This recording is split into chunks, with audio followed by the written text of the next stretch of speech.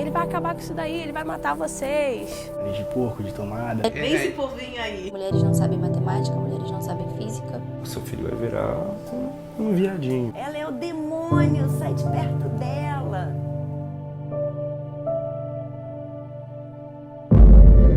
Me chamo Luana Alves, tenho 19 anos hoje, mas eu me descobri com 14 anos. Na verdade, eu me descobri não me descobrindo. Eu fui um pouco preconceituosa, porque eu demorei muito para aceitar. Que eu tentava ter algumas relações com um homem, mas nunca foi possível para mim. Tentei algumas vezes assim, mas o meu corpo não se sente atraído pelo oposto ao meu. Eu gosto das mesmas coisas que eu tenho, assim. E é isso que me atrai em outra pessoa. Meu nome é Wesley, tenho 21 anos, moro em Santa Cruz. O preconceito ele existe a todo momento, principalmente por conta de um padrão eurocentrista de estética. Então, na época eu não notava justamente por não ser tão estudado com relação ao assunto. Mas o primeiro preconceito depois que eu reconheci foi quando eu ia pra escola, meu cabelo era ruim, a minha cor era feia. Então, foram os primeiros casos que um negro, principalmente particularmente falando de mim, sofre foi na infância, né? Meu nome é José Carlos Gonçalves Ventura, sou pastor da Assembleia de Deus e estamos aí. Meu nome é Elia Ventura, sou uma diaconisa na Casa do Senhor, na Assembleia de Deus, do Ministério de Madureira. Religião, para nós, vem se explicar pela palavra, vem do religare, religar com Deus. Somos evangélicos e evangélico não é religião. Exato. Mas não tem como classificar de outra forma. Não tem outra instituição. Então a gente aceita isso como religião. E religião é exatamente o que diz a palavra. É religar com Deus. Uma ligação com o nosso Deus. Desse jeito. Meu nome é Marcele, eu tenho 23 anos, eu sou comissária de voo. A aviação para mulheres ainda é muito restritiva, é muito preconceituosa e dificulta muito a gente se desenvolver. Principalmente por acharem que mulheres não têm capacidade. De qualquer forma, eles tentam baixar a nossa autoestima quanto a isso. Eu sou vítima de homofobia desde que era bem pequenininho. Eu sempre soube, né, sobre a minha sexualidade, porém eu não tinha maturidade suficiente nem para poder me assumir, nem para poder parar para refletir. Então, desde pequeno eu sempre sofri diversos ataques dos meus colegas de turma, amigos dos meus pais, e sempre foi bem complicado lidar com isso. Sempre foi uma barra, porque eu era muito novo, não sabia lidar com isso. Quando eu fiquei mais velho e eu pude entender mais sobre a minha sexualidade, saber quem eu era, me descobrir, foi pior, porque eu sabia quem eu era, eu sabia do que eu gostava, de quem eu gostava, e foi 1000 vezes pior, porque eu, mesmo assim, ainda não tinha maturidade nem coragem para poder me assumir, porque eu via que o mundo era muito preconceituoso. Eu via que as pessoas não estavam prontas para me receber, então eu tinha que ficar me escondendo atrás de uma máscara. Meu nome é Cristina, eu sou Imolemu Laió, de Oiá. Para quem não sabe, a tradução é A Luz que Traz Alegria. Sou filha do Fomo Júnior de Iemanjá. Me iniciei na religião por amor no dia 21 de agosto de 2016 e estou até então.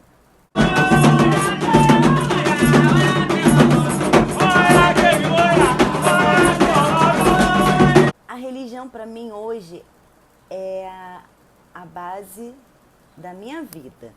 Eu não consigo me ver mais sem ser espírita, candomblessista.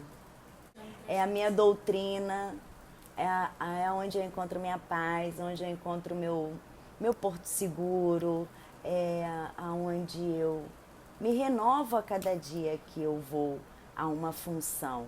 É um pouco cansativo, mas é gratificante. A minha mãe, ela sempre desconfiou pelo meu jeito, porque eu sempre fui assim. me vestia assim, não muito saia. E aí, quando eu resolvi contar, ela ficava com piadinhas. Tipo assim, eu não sei que ela é sua, se ela é sua namorada, se ela é sua amiga.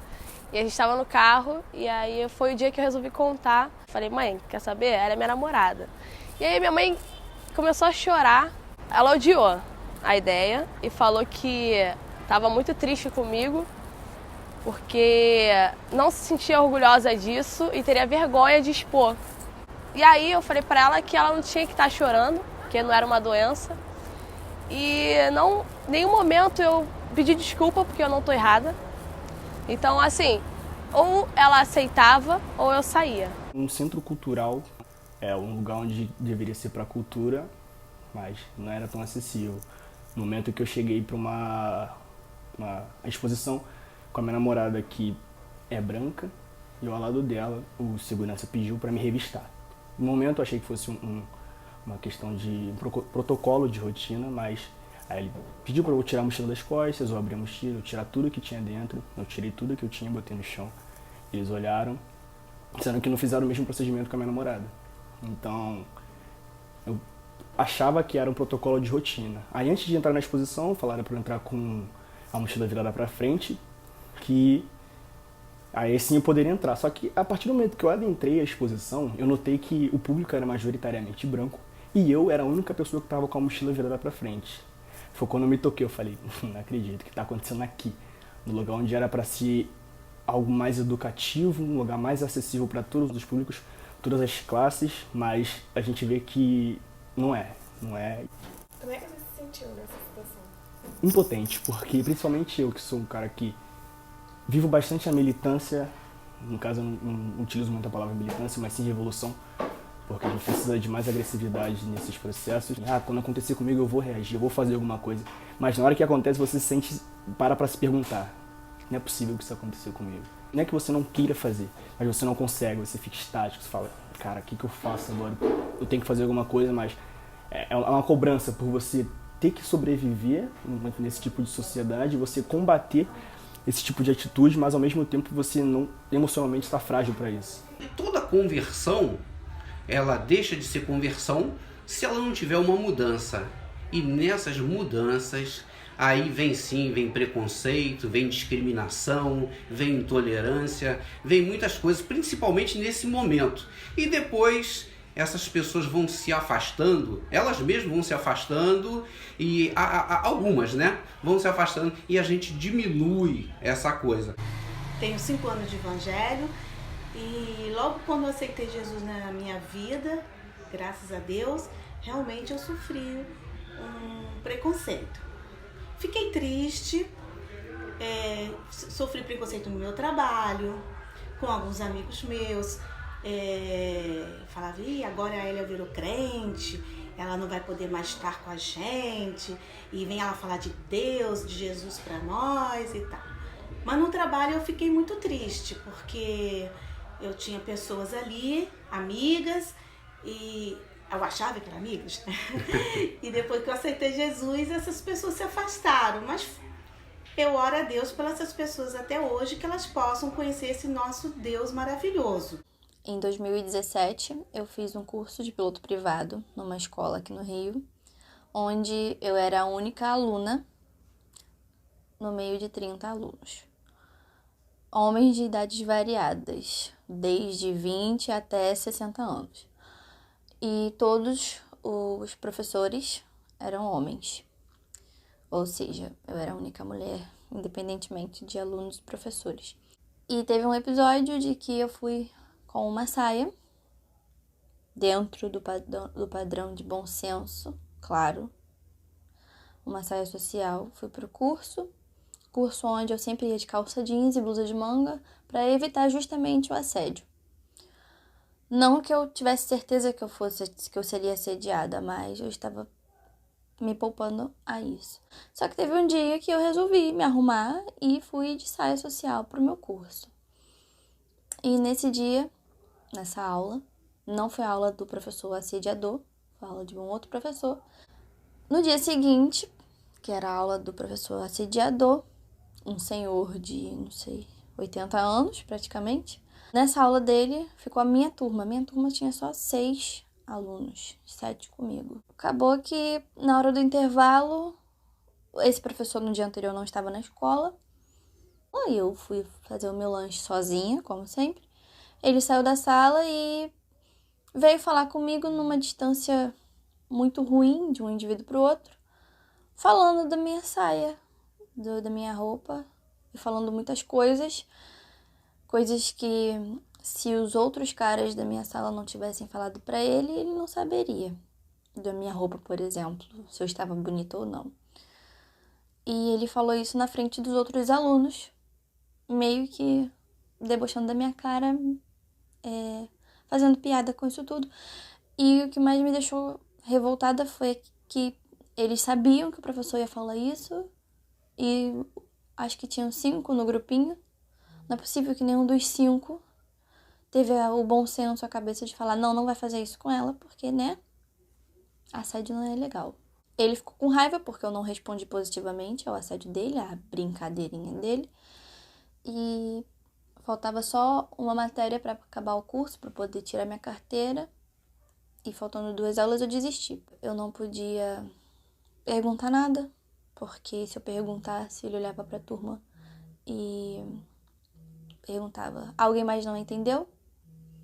Aí se alguém falasse que sim, ele explicava. Se alguém falasse que não, ele seguia a aula e me deixava sem entender. Não se fazia um professor. Tudo porque eu recusei não reagir positivamente à brincadeira, ao assédio dele. Quando eu fiz 17 anos, eu fui para um colégio interno e foi onde tudo piorou, porque dentro desse colégio interno ele era religioso e várias vezes, né, a gente tinha os preceptores eram as pessoas que cuidavam da gente dentro do internato, e esses preceptores que eram para cuidar da gente, serem como pais e etc., foram pessoas que eu ouvi diversas vezes ele conversando com outros alunos, falando, olha, eu quero que você zoe bastante o Davi, que você faça a vida dele um inferno para ele poder pedir para sair. Porque o comportamento dele, a maneira que ele age, não condiz com a maneira, as normas do colégio e nem segue a luz da Bíblia que Jesus deu. E se ele continuar aqui dentro, ele vai acabar ficando com algum outro menino, vai induzir outros meninos a virarem gays e não vai prestar. Meu ex-marido, ele nunca aceitou a minha religião. E foi um dos motivos no qual nós viemos a nos separar, foi por conta da minha opção religiosa.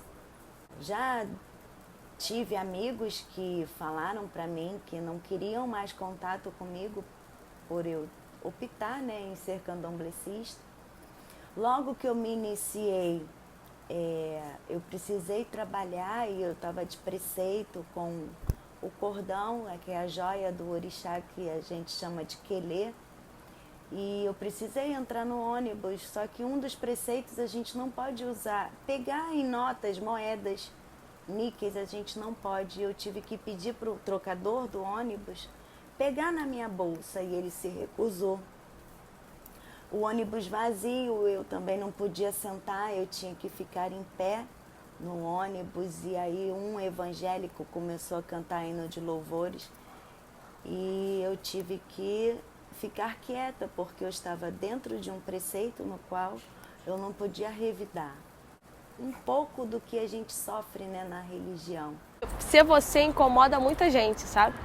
E aí, depois de um tempo, assim, minha mãe, por exemplo, eu tenho um irmão gêmeo, e a namorada dele lá em casa e a minha. Aí minha mãe falava, tem comida pra ela, não tem pra sua. Da maneira que eu me visto, incomoda qualquer lugar que eu entre. Por exemplo, se eu vou num restaurante, as pessoas ficam olhando pra ver se eu vou entrar no banheiro feminino ou masculino. E, às vezes, quando eu entro no feminino, tem gente que fala pra mim que o masculino era do outro lado. Aí, tipo, você fica assim. Ou então, quando eu tô com a minha companheira, vou jantar, almoçar ou sair, e as pessoas, elas param o que elas estão fazendo. Não todas, mas as pessoas que elas estão problematizando isso, elas costumam parar e ficar prestando atenção no que eu tô fazendo, esquece o que elas estão fazendo e vivem ali. Caraca, olha lá, e fica cutucando um ao outro, parecendo que você está todo errado, que você tem algum problema, e as pessoas ficam olhando. Tipo, uma vez eu tava numa festa, e aí eu tava saindo com uma garota, e chegou um cara, e parou o carro e ficou olhando pra mim e pra menina, né? E a gente tava se beijando assim, e a gente parou, aí ela me apontou que ele tava olhando. E aí eu olhei, aí fiquei olhando pra ele assim, aí eu, poxa, tá incomodando você olhando tão de perto assim. Aí ele puxou uma arma, botou na minha cabeça e falou, beija agora. E aí a menina começou a chorar desesperadamente, assim. Ele, eu não tô incomodando não, beija agora. Aí a gente ficou assim numa situação bem complicada. E ela ficou parada ali, e depois ele tirou a arma na minha cabeça e falou assim, era brincadeira.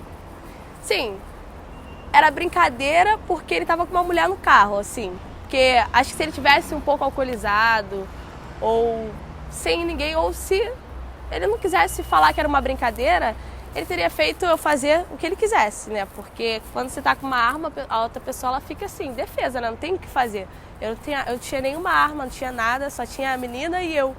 E um homem e uma mulher dentro do carro, rindo pra caramba, assim, ela tava achando super engraçado. Foi no aniversário do neto, quando eu cheguei lá todo social, eu andava com roupa esportiva e por acaso nesse dia eu ia para uma reunião depois do aniversário e eu fui social, né? E as pessoas olharam, nossa, como ele tá diferente, ele tá esquisito, ele tá esquisito. E isso naquele dia ali eu falei, meu Deus, como a gente muda. E as pessoas não percebem a felicidade que está dentro da gente e julgam pelo estereótipo e não sei, eu fiquei ali eu percebi que realmente existe um preconceito. Resolvi sair com um cara que eu tinha conhecido no aplicativo e eu dei um beijo nele na frente do ponto de ônibus. E nisso parou um carro na nossa frente e falou, vocês estão vendo que vocês estão na frente de um ponto de ônibus? Vão para um motel. Nem motel, vão pro quinto dos infernos. Querem ficar espalhando essas coisas na frente das crianças? Faz na casa de vocês. E na hora eu só tive um acesso de raiva. Falei, meu irmão, vaza daqui agora, vou chamar a polícia, vou anotar sua placa, sei lá o que. E meu pai é advogado, daí eu falei, vou processar você, meu pai é advogado, sei lá. E tirei uma marra que eu nem sei de onde veio, mas ao mesmo tempo, depois que ele foi embora, eu chorei. Né? A marra foi só na hora, mas depois eu já chorei. O meu barracão, meu ilê, já sofreu intolerância religiosa. Uma pessoa entrou lá e quebrou todos os guardiões. Nós tivemos assim que nos mudar porque não podíamos mais estar naquele local por conta de que foram os milicianos que fizeram isso, então a gente teve que se mudar. E aí o meu avô, que é bem, bem antigo, que também morava comigo, mas não mora mais, ele foi a pessoa que, tipo assim, que deu um baque assim na família por ser muito velho e ser o único que entende. Porque quando, como ele é o dono da casa, assim, era um dos meus maiores medos, era chegar no meu avô, porque ser expulsa não era uma opção, né? Só que ele um dia resolveu conversar comigo. Ele falou assim, você tem alguma coisa pra me falar, minha filha? Eu olhei pra cara dele assim, eu não precisei dizer nada. Ele já disse, eu sei que você tem pra me falar. E você tá feliz? Aí eu falei, tô bastante feliz. Ele, então eu tô feliz, você não precisa me contar, você só precisa me contar o que você sempre quiser me contar e eu tô aqui pra te acolher. Então, isso até ajudou na cabeça da minha mãe, porque era a única pessoa próxima a ela, que não se comunica muito, porque meu avô foi criado em roça, então ele não se comunica muito, ele fala o básico e é bem direto. Então, ele deixou claro que se minha mãe não aceitasse, o problema seria dela, não seria meu. Hoje a minha mãe, posso falar que é a pessoa mais incrível que eu tenho na minha vida. Eu falo isso para todos, espírita, evangélicos, católicos e tantas outras, né, ramificações da religião. Eu acho que tem que ter respeito. Você tem que ter respeito, você tem que mostrar respeito. Tanto para com o próximo como para com você mesmo. Porque se você diz que é religioso e você ofende a outra pessoa, mesmo que de uma forma oculta, mesmo, né, que nos bastidores, você não é religioso. Você não é religioso. Porque no sentido nobre da palavra religioso, ele tem que desejar o bem e praticar o bem. A Bíblia diz que aquele que pode fazer o bem e não faz, ele nem precisa fazer o mal. Ele já está fazendo o mal, porque ele pode fazer o bem e não faz. O respeito, assim, é o amor. E isso vai quebrando devagarzinho esse sentimento, esse desrespeito que eles possam ter com qualquer tipo de religião. Procure se conhecer. É tudo questão de autoconhecimento. Porque é complicado você, como eu já tinha dito antes, uma sociedade eurocentrada, você vive em prol da cultura branca. Você acaba não se reconhecendo, você acaba não amando o que você é, amando a sua cultura que é negra. Então, a partir do primeiro passo é se aceitar. Eu sou assim, eu sou lindo, eu sou bonito, eu sou forte. Ok? Minha raça é assim, eu tenho orgulho de quem eu sou. Minha história é assim, eu tenho orgulho da minha história, eu tenho orgulho dos meus ancestrais. Esse é o primeiro passo, acredito eu. E a partir disso, você continuar e frequentar e debater com pessoas da sua mesma classe, que passam pelas mesmas coisas de você. Trocar conhecimento é essencial, porque eu passei por certas situações que talvez uma pessoa não tenha passado, e eu não passei por certas situações que uma outra pessoa passou. Então essa troca de conhecimento e essa união é importante para fortalecer a nós mesmos, para que possamos estar prostrados e ter um combate incisivo contra esse tipo de atitude. Eu lembro que quando eu me assumi para minha mãe, eu cheguei para ela e ela falou que era uma escolha minha, né? E eu falei, mãe, não foi momento nenhum escolha, porque eu tenho certeza que ninguém escolhe passar por tudo que eu tô passando agora. E ninguém escolhe ser zoado desde pequeno no colégio, apanhar, sofrer perseguição. Ninguém escolhe. É a forma viva do Satanás. E não sou. Eu não sou. Eu sou uma pessoa que se eu não puder te ajudar, eu também não vou te atrapalhar. Eu não vou acender uma vela, como muitos falam por aí, que vou acender uma vela para o diabo, para te prejudicar. A minha religião, ela não é formada sobre isso. A minha religião é o amor e a caridade ao próximo. Infelizmente, tem algumas pessoas que destoam a religião e faz com que os leigos entendam que a nossa religião é satânica, mas não é. Todo dia eu posso dizer que eu sou eu, e todo dia eu tenho uma experiência nova, e todo dia eu sofro preconceito, e todo dia... Mas a gente acredita que amanhã vai ser menos que hoje, mas nunca é, né? Porque ainda tá em alta. Então, andar sozinha, às vezes, assim... Por exemplo, você é muito ameaçado, né? Então, eu costumo andar sozinha, mas eu costumo sempre... Por exemplo, eu nunca ando sozinha sem olhar pra trás. Eu sempre ando sozinha como se eu estivesse sendo seguida, perseguida, assim. Porque é o que acontece. Tem gente que deixa de fazer o que tá fazendo pra seguir, pra bater, pra ofender. Nem que seja pra dar opinião que... desnecessária, né? Que você já não queria ouvir, você também não perguntou. Mas gente que faz questão que você se sinta mal. A gente não pede muito, sabe? Hoje eu não tenho o que reclamar na minha vida, assim, por eu ter me aceitado. Porque antes eu não me aceitava, hipótese alguma, até eu me apaixonar por alguém sem beijar. Então, eu só quero ser eu. E se eu quiser aparecer de cabeça raspada, se eu quiser aparecer de top, se eu quiser andar na rua, andei ali. Quero ir com short curtinho, posso ir. Faço respeito como mulher, como homossexual, como humana, né? Porque acho que eu não falto com respeito pra pedir essa falta de respeito. O que você pode falar para um homem assediador dentro da aviação? É o que vier na minha mente? Pode falar. E não seja um babaca. Que a gente não tá ali pra isso. A gente não tá ali pra ser assediada, nem pra arrumar marido, nem pra arrumar namorado. A gente tá ali porque a gente quer ser alguém igual a eles. E a gente tem capacidade igual a eles. O cérebro é exatamente igual a eles.